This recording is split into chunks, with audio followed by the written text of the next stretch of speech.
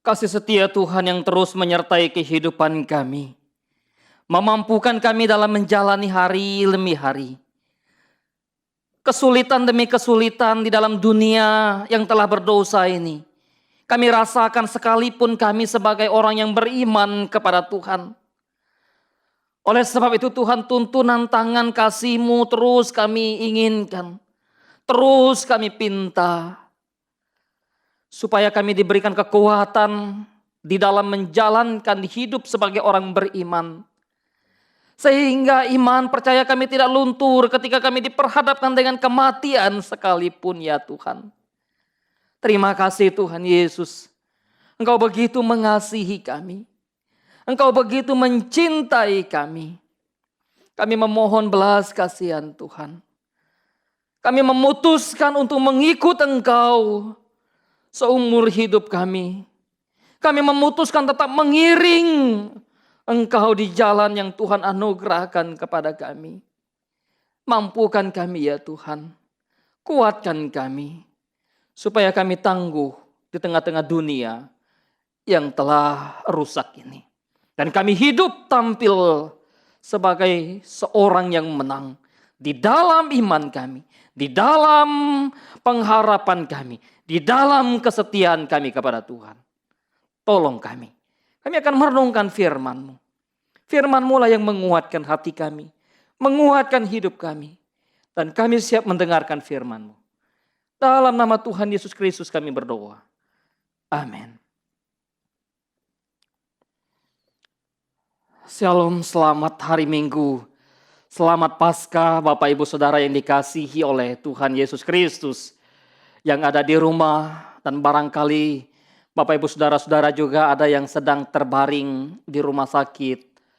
Atau yang terbaring di rumah masing-masing oleh karena kondisi keadaan. Kita tetap bersyukur kepada Tuhan. Kita tetap mengasihi Tuhan. Kita tetap mencintai Dia. Apapun dan bagaimanapun situasi hidup kita. Bapak Ibu Saudara yang dikasihi oleh Tuhan Yesus Kristus. Kita akan merenungkan bagian dari kebenaran firman Tuhan yang saya ambil dari kitab Wahyu. Wahyu pasal yang pertama, ayat yang ke-17 dan ayat yang ke-18. Kemudian nanti kita memperhatikan dari kitab Roma pasal yang ke-6, ayat 4 sampai ayat 13. Pertama kita memperhatikan dari kitab Wahyu pasal 1 ayat 17 sampai 18, Bapak Ibu Saudara yang dikasihi Tuhan bisa memperhatikan di dalam Alkitabnya masing-masing. Saya akan membacakan ayat ini untuk kita. Ketika aku melihat Dia, tersungkurlah aku di depan kakinya, sama seperti orang yang mati. Tetapi Ia meletakkan tangan kanannya di atasku, lalu berkata, jangan takut. Aku adalah yang awal dan yang akhir. Dan yang hidup. Aku telah mati. Namun lihatlah. Aku hidup. Sampai selama-lamanya.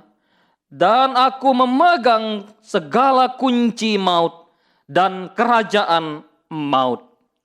Selanjutnya kita memperhatikan tulisan Paulus kepada jemaat di Roma pasal 6 ayat yang keempat sampai ayat yang ke-13.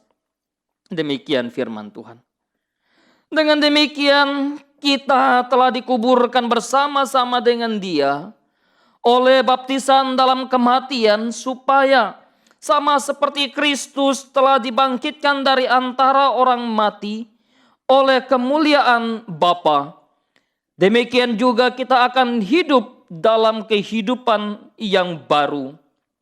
Sebab jika kita telah menjadi satu dengan apa yang sama dengan kematiannya, kita juga akan menjadi satu dengan apa yang sama dengan kebangkitannya. Karena kita tahu bahwa manusia lama kita telah turut disalibkan, supaya tubuh dosa kita hilang kuasanya. Agar jangan kita menghambakan diri lagi kepada dosa. Sebab siapa yang telah mati, ia telah bebas dari dosa.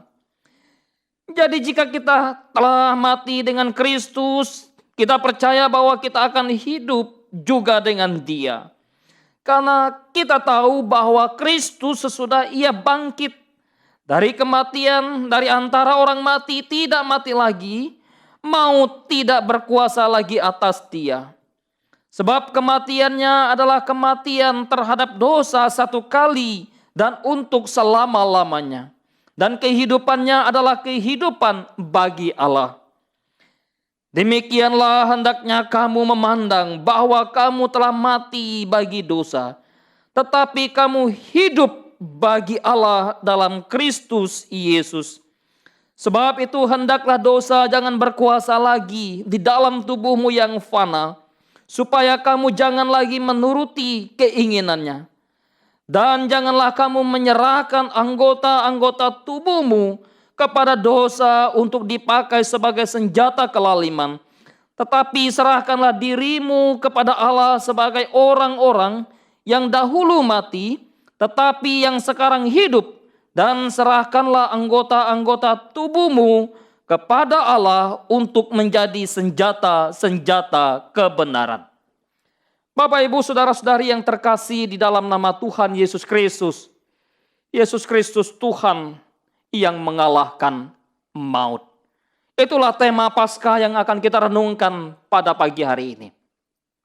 Ketika kita bicara yang namanya maut atau yang namanya kematian, sesungguhnya tidak ada yang mau mengalami yang namanya kematian itu. Kalau bisa dihindari, kita akan menghindari.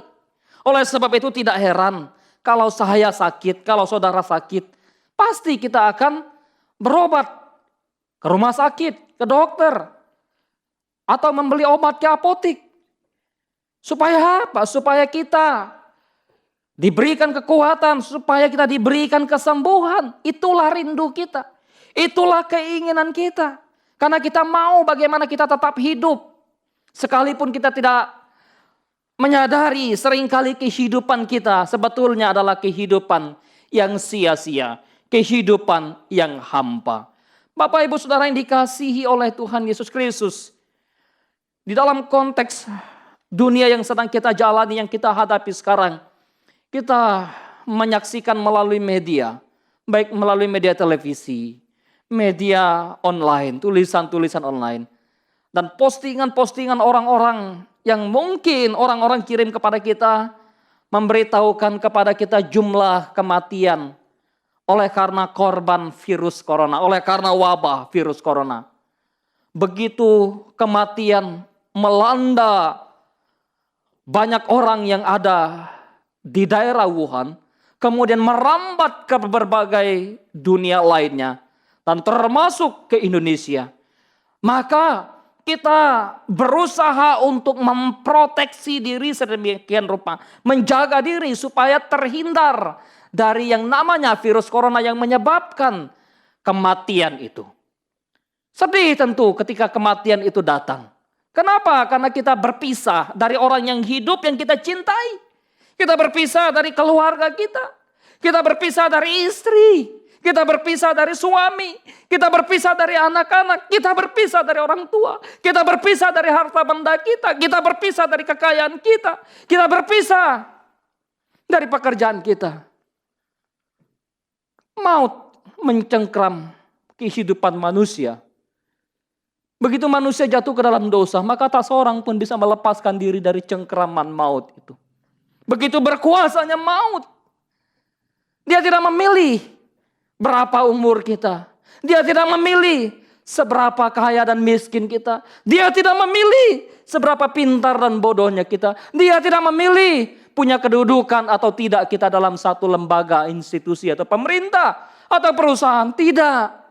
Maut datang tidak memandang status, umur, jenis kelamin, dan sosial serta ekonomi. Semua ada di bawah naungan kuasa maut oleh karena dosa yang telah dilakukan manusia pertama, nenek moyang kita, Adam dan Hawa. Siapa yang bisa melepaskan kita dari cengkraman maut? Paulus berkata, celakalah aku celaka, karena maut aku binasa. Hanya satu yang bisa melepaskan kita dari cengkraman maut itu, yaitu Yesus Kristus Tuhan. Bapak Ibu Saudara yang dikasihi oleh Tuhan kita Yesus Kristus. Yesus Kristus Tuhanlah satu-satunya yang tidak takluk kepada maut. Dia Tuhan yang berkuasa atas maut. Penulis Ibrani menuliskan oleh kematiannya ia memusnahkan dia, yaitu iblis yang berkuasa atas maut. Dan supaya dengan jalan demikian ia membebaskan mereka seumur hidupnya berada dalam perhambaan oleh karena takutnya kepada maut. Yesus Kristus Tuhan, dialah yang berkuasa. Dia adalah hidup karena tidak mungkin ia tetap berada dalam kuasa maut. Maut tidak berkuasa atas Yesus. Tetapi Yesus berkuasa atas maut. Bapak Ibu Saudara-saudari yang terkasih dalam nama Tuhan kita Yesus Kristus, memperhatikan dari apa yang kita baca pada pagi hari ini. Apa yang dituliskan oleh Rasul Yohanes dalam pembuangannya di Pulau Patmos. Ketika kepada Yohanes diperlihatkan dari tempat yang maha tinggi, dari surga, di mana Yesus Kristus yang telah datang ke dalam dunia, yang telah mati tersalib oleh karena dosa-dosa kita, dia yang telah dikuburkan dan telah bangkit dan telah naik ke surga, maka itulah yang dilihat oleh Yohanes. Dan apa yang dikatakan oleh Yohanes ketika ia melihat tentang Yesus Kristus, apa yang dikatakan oleh Yesus kepada Yohanes yang melihat dia. Ketika aku melihat dia, aku tersungkur di hadapan kakinya, sama seperti orang yang mati. Tetapi ia meletakkan tangan kanannya di atasku lalu berkata, "Jangan takut.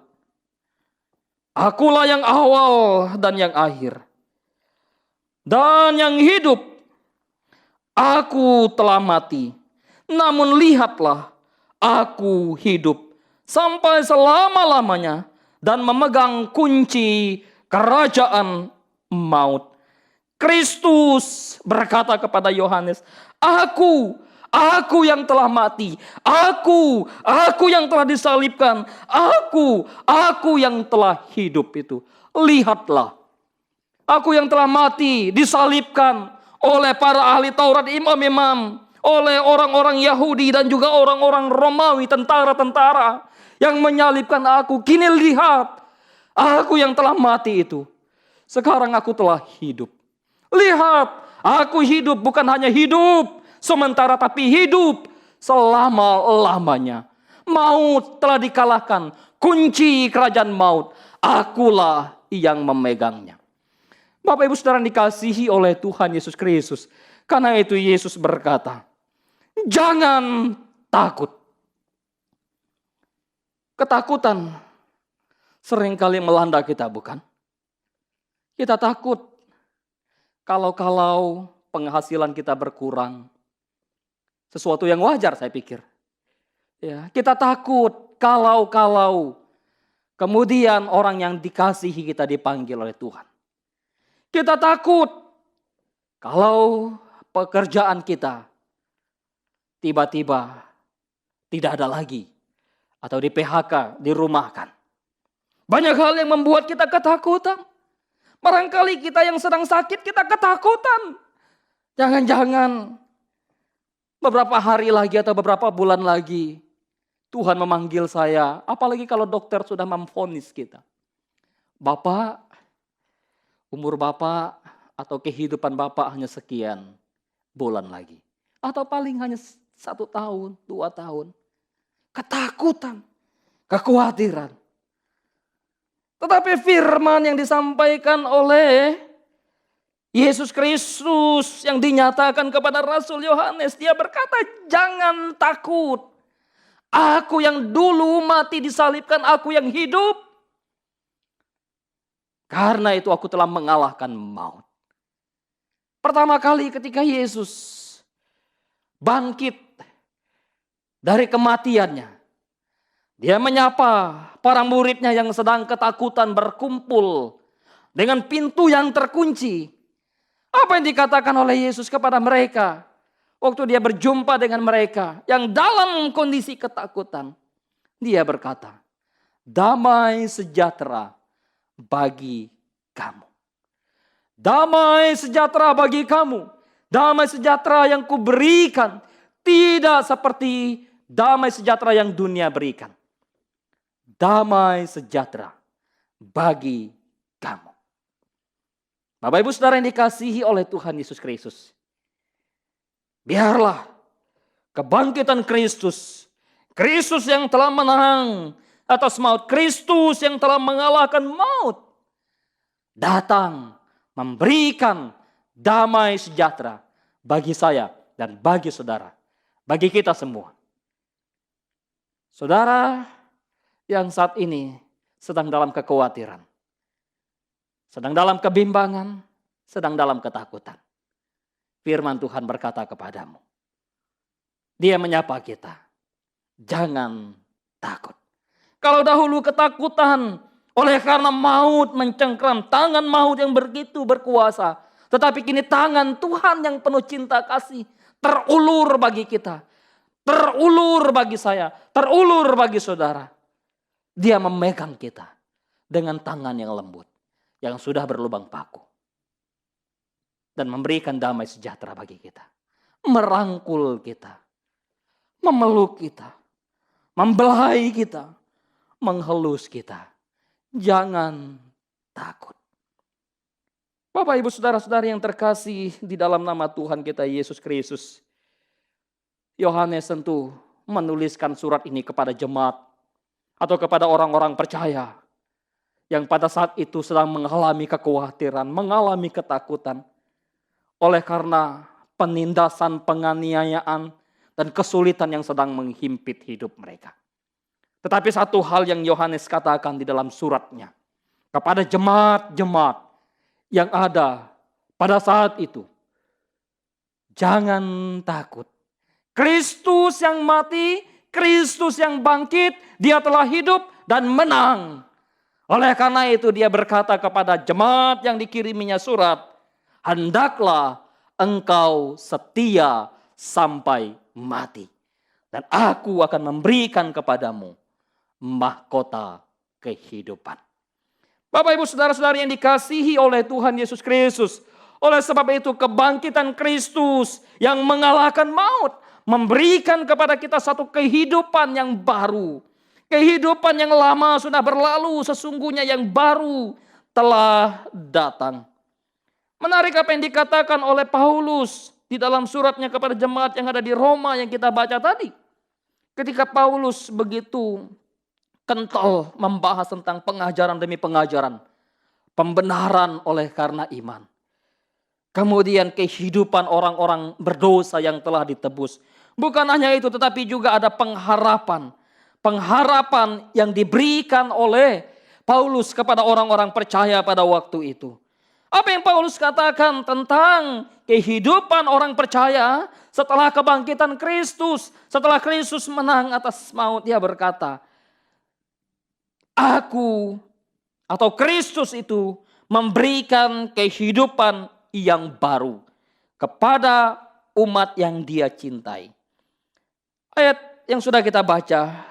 Dengan demikian kita telah dikuburkan bersama-sama dengan dia oleh baptisan dalam kematian supaya sama seperti Kristus telah bangkit dari antara orang mati. Oleh kemuliaan Bapa demikian juga kita akan hidup dalam kehidupan yang baru. Hidup menempuh kehidupan yang baru. Hidup yang berkemenangan atas dosa. Orang percaya ketika Kristus sudah bangkit mengalahkan maut, maka kehidupan orang percaya disebut sebagai satu kehidupan yang baru di mana Kristus telah bangkit. Maka dengan demikian orang percaya pun menikmati, mengalami kuasa kebangkitan Kristus. Karena maut sudah tidak lagi berkuasa atas mereka. Dan mereka sudah diberikan kemenangan atas maut itu. Mereka sudah diberikan kemenangan atas dosa. Bapak Ibu Saudara-saudara yang dikasihi oleh Tuhan Yesus Kristus, hidup yang lama sudah digantikan dengan hidup yang baru. Hidup yang hina telah digantikan dengan hidup yang mulia. Kini kita telah menjadi ciptaan baru. Hidup baru berarti hidup yang tidak dapat binasa lagi. Hidup yang kekal bersama dengan Allah, sang sumber hidup itu. Menarik Bapak Ibu Saudara-saudara yang dikasihi oleh Tuhan Yesus Kristus, bahwa hidup yang baru terus menerus dipimpin oleh Tuhan. Ketika Yohanes tadi berkata, akulah yang awal dan yang akhir. Bukan berarti bahwa Kristus adalah menunjukkan suatu permulaan dan akhir, atau dia ada awal dan ada akhir. Tapi menunjukkan kekekalan Kristus. Dari kekal, dia ada sejak kekal dan sampai kekal. Demikian juga kehidupan yang dia nyatakan kepada orang percaya. Ketika dia menganugerahkan hidup bagi orang percaya, maka dia terus ada di setiap musim hidup orang percaya. Di setiap waktu, di setiap musim, Tuhan selalu ada beserta dengan hidup orang percaya. Alfa, huruf awal. Omega, huruf akhir. Maka di setiap atau antara alfa dan omega, di mana hidup orang percaya yang telah dianugerahkan hidup yang baru itu, Kristus selalu serta dengan mereka. Hidup yang baru, hidup yang telah ditebus oleh Allah dari murka Allah, hidup yang telah ditebus oleh Kristus dari murka Allah, kini menerima anugerah keselamatan. Telah menjadi satu dengan Kristus. Dulu terpisah oleh karena dosa, oleh karena maut. Tapi oleh kematian dan kebangkitan Kristus, kini orang percaya menjadi satu dengan Kristus. Relasi yang indah, relasi yang harmonis. Tidak lagi menjadi musuh Allah, tetapi menjadi sahabat-sahabat Allah. Kamu adalah sahabat-sahabatku. Karena kalau kamu adalah sahabat-sahabatku, maka aku akan memberitahukan kepadamu apa yang harus kamu jalani dalam hidup ini. Bapak Ibu Saudara yang dikasihi oleh Tuhan Yesus Kristus. Dulu terpisah dari Allah, kini satu dengan Allah. Dulu menjadi anak-anak setan. Ketika Kristus sudah menebus melalui kematian di kayu salib dan membangkitkan kita. Di dalam kebangkitan dia, atau oleh karena kebangkitannya, maka sekarang kita menjadi anak-anak Allah. Ini semua terjadi oleh karena Kristus yang sudah disalibkan, yang sudah mati, dan yang sudah bangkit mengalahkan maut. Hidup yang baru, hidup menjadi satu dengan Kristus. Dengan demikian Kristus dipermuliakan dalam hidup kita. Kita di dalam Dia dan Dia di dalam kita. Karena hanya di dalam Dialah kita dapat bertindak, kita dapat berbuah. Barang siapa di luar aku, dia tidak dapat berbuat apa-apa. Satu dengan Kristus, tidak lagi terpisah dengan Kristus. Oleh sebab itu, siapa sih yang dapat memisahkan kita dari Kristus? Kelaparankah? Apa yang dapat memisahkan kita dari Kristus? Kematiankah? Apa yang dapat memisahkan kita dari Kristus? Ketelanjangankah? Penganiayaankah? Tidak. Tidak ada yang dapat memisahkan kita dari Kristus. Maut pun tidak. Mengikut Yesus, keputusanku. Mengikut Yesus, keputusanku. Kuta ingkar. Sekalipun diperhadapkan dengan maut. Sekalipun diperhadapkan dengan kematian. Sekalipun diperhadapkan dengan virus corona yang mengancam dunia. Yang mengancam manusia. Yang mengancam perekonomian. Yang mengancam dunia usaha. Yang mengancam penghasilan kita. Itu semua tidak dapat memisahkan kita dari kasih Kristus. Bapak Ibu Saudara yang dikasihi oleh Tuhan. Yesus Kristus Tuhan telah mengalahkan maut. Dia tidak hanya memberikan damai sejahtera bagi kita. Dia tidak hanya memberikan kepada kita hidup yang baru. Tetapi juga dia menjadikan kita hidup di dalam dirinya. Hidup dalam Allah. Hidup dalam Kristus Yesus bagi Allah. Paulus berkata, sebab kematiannya adalah kematian terhadap dosa satu kali dan untuk selama-lamanya. Dan kehidupannya adalah kehidupan bagi Allah. Demikianlah hendaknya kamu memandangnya, bahwa kamu telah mati bagi dosa, tetapi kamu hidup bagi Allah dalam Kristus Yesus. Hidup bagi Allah di dalam Kristus Yesus. Dengan kata lain, maka ketika kita sudah hidup dalam Kristus, kita hidup bagi Allah, keinginan-keinginan Allah lah yang menguasai kita. Bukan lagi keinginan kita sendiri. Bukan lagi keinginan-keinginan daging yang menguasai hidup kita. Tetapi keinginan-keinginan Allah yang hidup di dalam kehidupan kita. Oleh sebab itu kemudian Paulus berkata kepada orang-orang percaya yang ada di Roma, ketika ia berkata bahwa kamu hidup bagi Allah di dalam Kristus Yesus. Kemudian apa yang dikatakan dia? Ya. Sebab kematiannya adalah kematian terhadap dosa satu kali untuk selamanya, dan kehidupannya adalah bagi Allah. Ya. Kemudian hendaklah kamu juga memandang bahwa kamu telah mati bagi dosa tetapi kamu hidup bagi Allah. Dengan demikian maka keinginan-keinginan Kristus, keinginan-keinginan Allah lah di dalam ayat yang ke-12. Jangan kamu menuruti keinginan kamu sendiri lagi. Keinginan kita apa? Ya, keinginan kita adalah bagaimana kita hidup dalam keinginan daging, dalam keinginan dosa. Tapi ketika kita hidup bagi Allah, keinginan-keinginan keberdosaan itu sudah tidak ada lagi. Keinginan-keinginan keberdosa itu telah dimatikan oleh Kristus. Lewat kematiannya di kayu salib dan juga kebangkitannya. Karena itu Bapak Ibu Saudara yang dikasihi oleh Tuhan Yesus Kristus. Ya, jangan lagi kamu menginginkan segala sesuatu yang ada dalam dunia. Keinginanmu bukan lagi keinginan duniawi. Tapi keinginan kamu adalah keinginan surgawi. Menginginkan untuk melakukan segala sesuatu bagi Tuhan. Menginginkan sesuatu yang indah, yang menyukakan bagi Allah. Bukan lagi diri kita yang menjadi pusat hidup kita. Bukan lagi diri kita yang menjadi fokus hidup kita. Tapi Allah yang menjadi fokus hidup kita. Kehendak-kehendak Allah. Pekerjaan-pekerjaan Allah. Melangkah seperti Allah melangkah. Untuk apa? Untuk menjadi berkat. Tangan yang kita pakai. Tangan yang kita miliki. Kita mau melakukan sesuatu melalui tangan kita. Seperti Allah, seperti Kristus melakukan sesuatu bagi Bapa. Kita memiliki hidup. Tetapi hidup itu bukan milik kita lagi. Hidup kita milik Allah. Paulus berkata kepada orang di Galatia. Kalaupun aku hidup.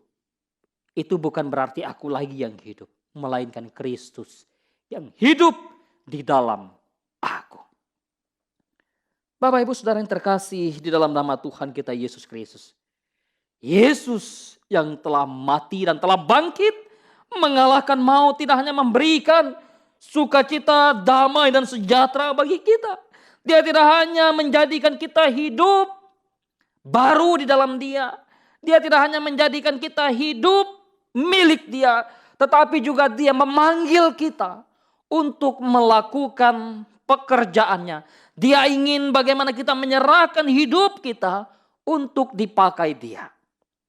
Di dalam ayat yang ke-10. Ayat yang ke-13, ya, 12 dan 13. Mari kita memperhatikan bacaan kita. Sebab itu hendaklah dosa jangan lagi berkuasa dalam dirimu atau dalam tubuhmu yang fana, supaya kamu jangan lagi menuruti keinginan-keinginan dagingmu. Ayat 13, dan janganlah kamu menyerahkan anggota-anggota tubuhmu kepada dosa untuk dipakai sebagai senjata kelaliman. Tetapi serahkanlah dirimu kepada Allah sebagai orang-orang yang dahulu mati. Tetapi yang sekarang hidup. Dan serahkanlah anggota-anggota tubuhmu kepada Allah untuk menjadi senjata-senjata kebenaran. Paulus tahu betul bagaimana tentara-tentara Romawi atau orang-orang Romawi sangat familiar dengan tentara. Dengan yang namanya senjata. Mereka ketika mendengar senjata itu tidak asing bagi mereka. Senjata bagi mereka adalah alat untuk berperang, alat untuk membela diri, alat untuk menyelamatkan diri dari tangan musuh.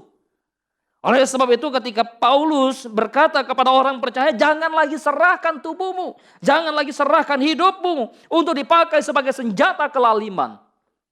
Tapi serahkan hidupmu, serahkan tubuhmu untuk menjadi senjata kebenaran bagi Allah. Di dalam Roma pasal yang ke-12, ayat yang pertama. Serahkanlah tubuhmu sebagai persembahan yang hidup, yang kudus, yang berkenan kepada Allah. Maukah saudara mempersembahkan hidup yang kudus, yang berkenan, yang memuliakan Allah?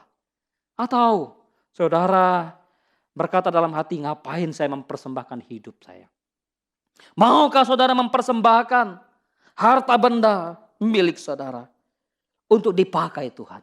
Maukah saudara mempersembahkan otak yang pintar yang Tuhan anugerahkan untuk dipakai dalam melayaninya?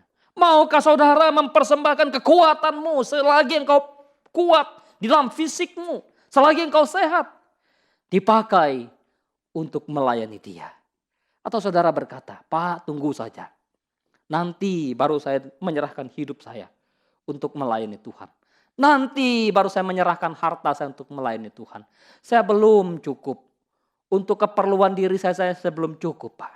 Bagaimana mungkin saya mau menyerahkan harta benda saya, menyerahkan tenaga saya, menyerahkan kesehatan saya untuk melayani Tuhan. Bapak Ibu Saudara dikasihi oleh Tuhan. Yesus Kristus yang telah mati, telah bangkit dan telah mengalahkan maut. Dia telah menyerahkan hal yang bernilai, yaitu tubuhnya, nyawanya, darahnya. Dia curahkan di kayu salib. Tidak ada yang tersisa. Dia sudah berikan kepada Bapa supaya apa? Supaya murka Allah yang seharusnya ditanggungkan kepada saya dan saudara tidak ditimpakan kepada kita lagi. Berhitungkah kita untuk mempersembahkan hidup kepada Dia? Berhitungkah kita untuk mempersembahkan kepintaran kita kepada Allah? Berhitungkah kita untuk mempersembahkan harta benda kita kepada Allah? Berhitungkah kita untuk mempersembahkan sesuatu yang bernilai dalam hidup kita bagi Allah? Kalau bos memberikan sesuatu yang sudah bekas kepada karyawannya, sesuatu yang lumrah menurut saya. Sesuatu yang biasa. Pimpinan memberikan sepatu yang sudah tidak dia pakai lagi kepada karyawannya. Itu sesuatu yang biasa. Ada tingkatnya. Ada hierarki. Wajar, tentu karyawan tidak akan merasa tersinggung. Coba, saudara sebagai karyawan atau saya sebagai karyawan, memberikan sepatu bekas yang saya pakai kepada pimpinan saya, kepada bos saya. Apa yang terjadi? Bisa-bisa bos marah, murka. Dan bahkan bisa-bisa dia pecat saya dari karyawannya. Kamu karyawan yang tidak tahu diri. Kamu bawahan yang tidak tahu diri. Memberikan barang yang bekas kepada saya. Seorang bos, seorang pimpinan, seorang tuan. Saudara renungkan. Allah tidak memberikan barang yang bekas, barang ronsokan kepada kita untuk menebus kita. Dia memberikan anak tunggalnya satu-satunya. Tapi ketika kita sudah ditebus dia, dari cara hidup yang lama, dari cara hidup yang sia-sia, maka maukah engkau memberikan hal yang bernilai dalam hidupmu? Atau saudara berkata, saya memberikan yang sisa saja, yang bekas saja kepada Allah. Tidak hormat itu namanya. Tidak sopan kepada Allah. Tidak menghargai pengorbanan Allah. Tidak menghargai pengorbanan Kristus. Serahkan hidupmu kepada Allah. Berkomitmenlah untuk melayani Dia. Tidak selamanya waktu Tuhan berikan kepada kita untuk melayaninya. Virus corona yang sedang melanda dunia. Paling tidak kita merasakan keterbatasan untuk waktu datang melayani Tuhan. Untuk datang ke gereja, melayani Tuhan melalui event yang ada. Jumat Agung yang sudah kita lewati. Dan Paskah hari ini. Yang sebelumnya kita punya plan masing-masing. Di gereja masing-masing punya plan. Kamu jadi singer, kamu jadi WL, kamu jadi pemusik ini. Kamu jadi pengisi acara ini. Kamu jadi tim Aser, kamu jadi tim paduan suara. Kamu jadi tim yang mengumpulkan kolektan. Tapi dengan adanya virus corona yang melanda, kita semua dipaksa untuk berdiam diri di rumah. Dan hanya sedikit orang yang datang untuk melayani dia. Dan itu pun hanya bisa melalui online, live streaming. Bapak Ibu Saudara yang dikasihi oleh Tuhan. Oleh sebab itu, ketika virus corona sudah selesai, wabah sudah selesai, dan kehidupan pulih lagi. Kehidupan berjalan seperti biasa lagi. Jangan tunda untuk melayani dia. Berikan hidupmu untuk dipakai oleh Tuhan. Bapak Ibu Saudara yang dikasihi oleh Tuhan, kalau begitu apakah di rumah saya tidak bisa melayani? Tentu bisa melayani. Saat ini pergunakan hidup saudara bersama dengan keluarga untuk melayani keluarga. Yang saat ini terpisah satu dengan yang lain oleh karena kesibukan pekerjaan, oleh karena pendidikan. Tapi ketika berkumpul di rumah, pergunakan kesempatan untuk hidup bagi Allah. Melayani satu dengan yang lain di tengah-tengah keluarga. Kalau pada saat ini kita dipaksa untuk ibadah di rumah dalam tanda kutip oleh karena wabah virus corona ini. Maka mengingatkan kita betapa terbatasnya waktu untuk kita melayani dia. Ingat, Yesus Kristus yang sudah mati, dia sudah bangkit dan mengalahkan maut. Maut telah dikalahkan. Kematian kini bukan akhir hidup bagi saya dan saudara sebagai orang percaya. Yesus berkata kepada para muridnya, barang siapa percayaku, ia akan hidup walaupun ia telah mati. Kuasa kebangkitan Kristus telah mengalahkan kuasa kematian yang kekal. Oleh sebab itu, kematian yang kekal tidak lagi berkuasa atas hidup orang percaya. Maka kematian bukan lagi menjadi sesuatu yang menakutkan, bukan lagi sesuatu yang mengerikan bagi orang percaya. Bagi kita, bagi saya, bagi saudara, kebangkitan Kristus telah mengalahkannya. Kematian hanyalah cara untuk bertemu dengan Tuhan, dengan Allah di kekekalan. Menikmati surga, hidup kekal yang telah dijanjikannya. Dengan kemenangan Kristus atas maut, dengan kemenangan Kristus atas kematian, maka membawa kita, membawa saya dan saudara pada satu pengertian bahwa kematian bagi orang percaya bukan lagi sesuatu yang menakutkan. Kebangkitan Kristus yang telah mengalahkan maut, membawa kemenangan kita atas dosa dan kematian yang kekal. Kini kita memiliki kepastian akan hidup yang kekal. Kita memiliki pengharapan. Marilah kita terus hidup bagi Tuhan. Melayani dia dalam kesungguhan. Melayani dia dalam kesetiaan. Melayani dia dalam komitmen yang penuh. Memberitakan Kristus yang telah mengalahkan maut. Damai sejahtera bagi kamu. Dan hidup yang baru telah dianugerahkan bagimu. Engkau hidup dalam Allah. Dan kini engkau dipanggil, diutus untuk melayani dia. Biarlah semangat kebangkitan Kristus menjadi semangat yang menggairahkan, membangkitkan kita untuk melayani Tuhan dan melayani sesama. Mari kita tundukkan kepala, kita berdoa kepada Tuhan. Bapa dalam surga, kami datang, kami mengucap syukur kepadamu. Di Minggu Paskah hari ini, kami masih diperkenankan oleh Tuhan untuk menikmati segala kasih dan kemurahan Tuhan. Menikmati kehidupan bersama dengan keluarga kami. Menikmati kehidupan bersama dengan orang-orang yang kami kasihi. Dan kami tahu juga Tuhan, tidak sedikit juga dari saudara-saudara kami yang saat ini juga dalam kondisi yang berduka karena ditinggalkan oleh orang-orang yang mereka kasihi. Kami percaya Tuhan, Engkau Allah yang bangkit, yang telah mengalahkan maut. Engkau Allah yang menghibur setiap mereka yang berduka. Saat ini ya Tuhan kami bergumul, berdoa kepada Tuhan. Di tengah-tengah situasi yang melanda dunia, wabah virus corona ini. Barangkali ada dari antara kami yang saat ini kehilangan lapangan pekerjaan. Ada yang kehilangan penghasilan. Dan bahkan berpikir untuk mencari makan tidaklah mudah. Tetapi ada juga di antara kami yang mungkin bersyukur karena selama ini kami berpisah dengan keluarga, tapi kami dipersekutukan, dipersatukan dalam keluarga yang utuh.